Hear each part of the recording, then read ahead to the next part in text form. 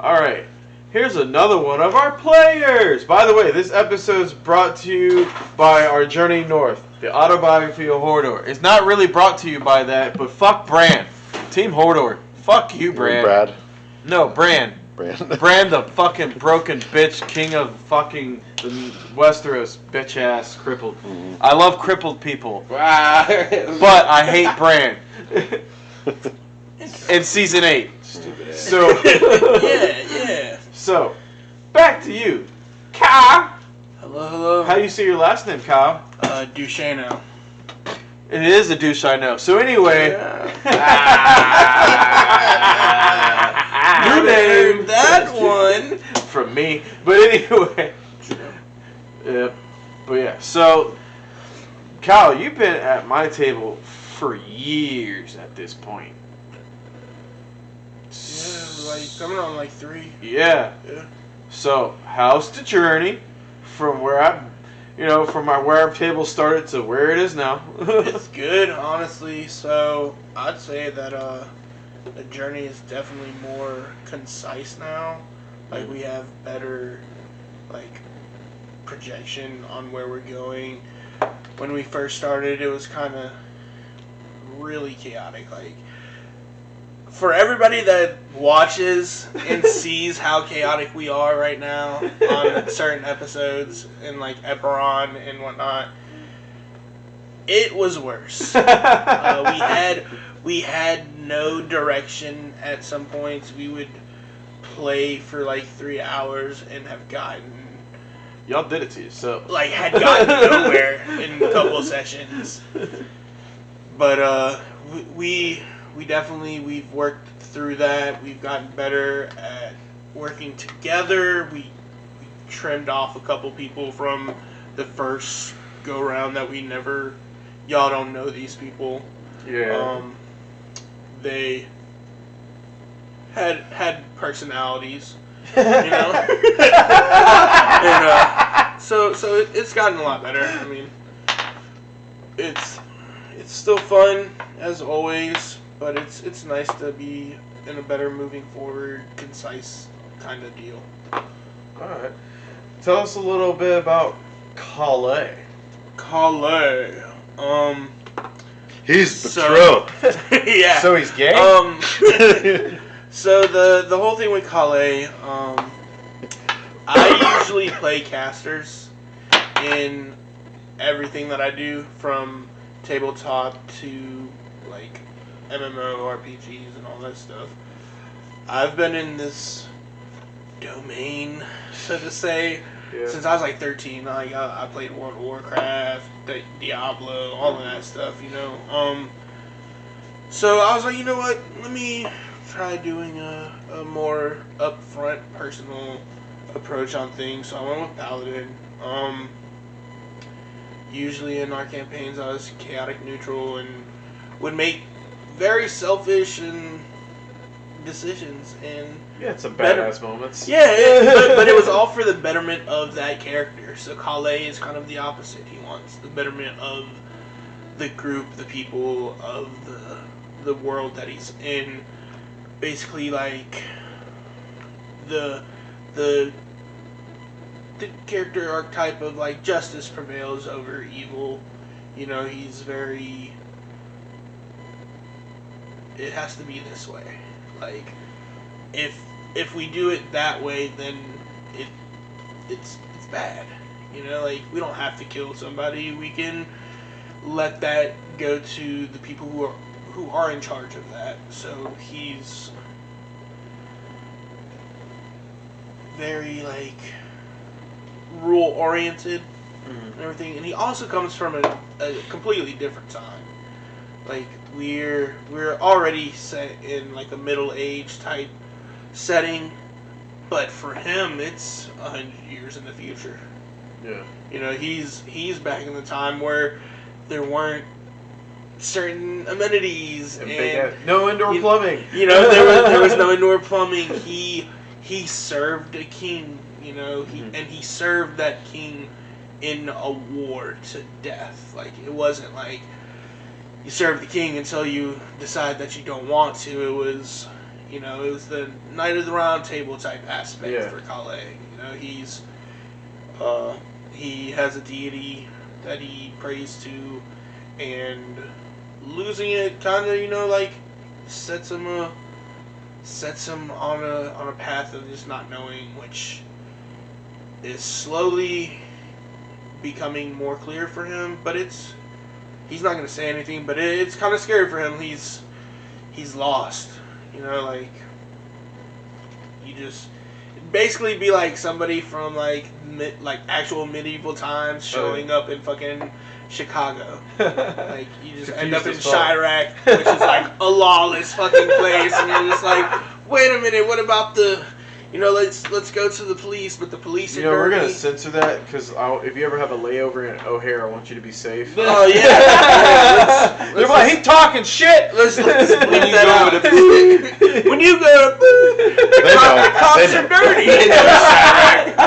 The cops are dirty. We're gonna have to bleep that too. You know, I didn't say they were dirty. I just said they know. No, I'm talking about him. He said Chirac again, and we're gonna have to bleep that now. Yeah. Thanks, Andy. All right. But yeah, so like it's all of that, you know. And I feel like the biggest thing for him, especially as like a player, is the interactions, because he is lawful good, and everybody else in the party is not.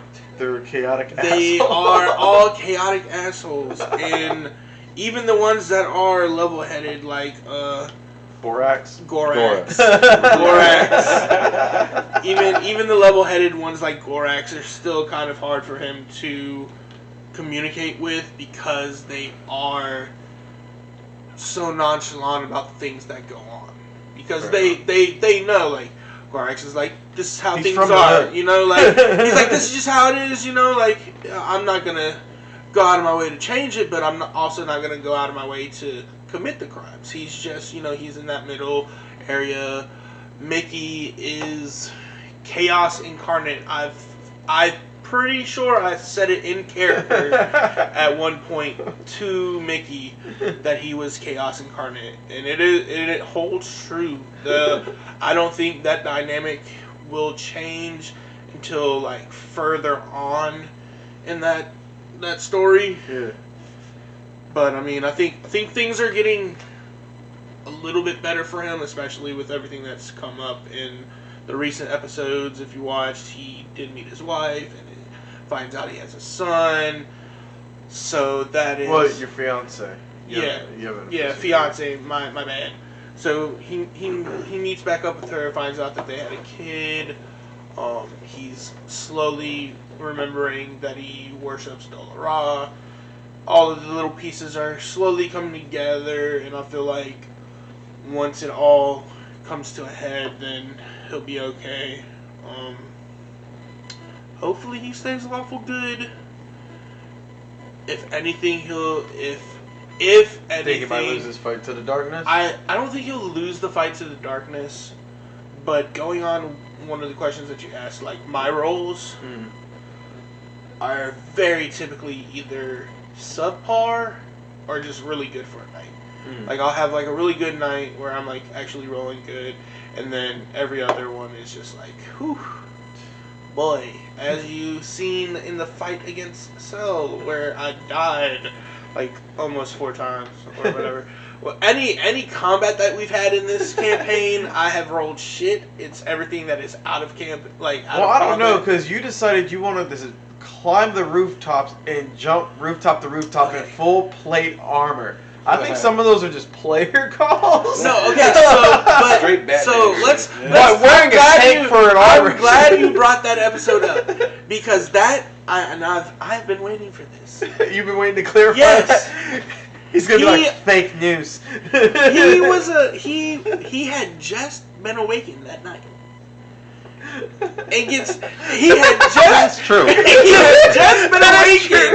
had just been awakened from a fucking petrification of 100 years, meets these crazy group of guys, goes into a building, and when he comes out, some chick dressed as an owl, a Strix, tells him a bunch of hubbub, and then he's like, what is going on? And then he tells Mickey, and Mickey's like, well, let's go follow her. See, you messed up. In his mind, he's like, okay, let's go follow her. So he climbs the roof because the bitch went on the roof. So he's like, let's follow her. And then he starts following, and Mickey follows the caravan instead of her. And I just want to say, he followed the caravan instead of her and started attacking the guys. If we would have just both went on the rooftop and just followed her actions, she would have attacked the caravan. We would have jumped down, saved the caravan, and found out that all the information that we needed. But instead, it just got haywired, and it action chase scene. Yeah. And there's a lot of stuff to clean up afterwards, and there were a lot of bodies that just some say there's still a hand on the cobblestone today. I wouldn't doubt it, man. I wouldn't doubt it. But yeah, no, he had just woken up that episode. He didn't know what the hell was going on. Think about it, man. Like, if you were like asleep for 3 days and then you wake up, you're groggy. You don't know what's going on. You're like, where am I? What year is it? And then they're like, come on, old statue guy, we're gonna go do some shit. You know? Didn't even ask anything. They were just like, oh, you're not a statue? We got some shit to do. Let's go. fuck how you got here. Let's go do this. Wait, are you saying you've been kidnapped the whole time? Held on. Go back and watch all of the episodes. Colin is a statue. Skips walks in and goes, that's not a statue. That's a person petrified. You guys unpetrify him, and then after that, it's like, hey, dude who was stoned, we're gonna go do some stuff, come on. And he's just like, huh? Wait, what? Where are we going? Where am I? What is going on? And then everybody's like, oh yeah, it's a pretty bad town. And he's like, but what about the law? And they're like, the law's dirty. You just gotta follow us. And then from that moment on, everybody just starts dying, and he's running around town, like, trying to be like, no, we don't need to kill everybody. And then finally, he's just like, okay, let's get everything straight. And then he gets attacked by a shadow version of himself. Then he's like, I don't know what's going on. And then we meet more weird people coming out of the ground. And then we meet Dragon Girls. He is so confused. It's like, what's the movie with Encino Man? Oh shit! I am Encino Man, bro. He's Brendan Fraser.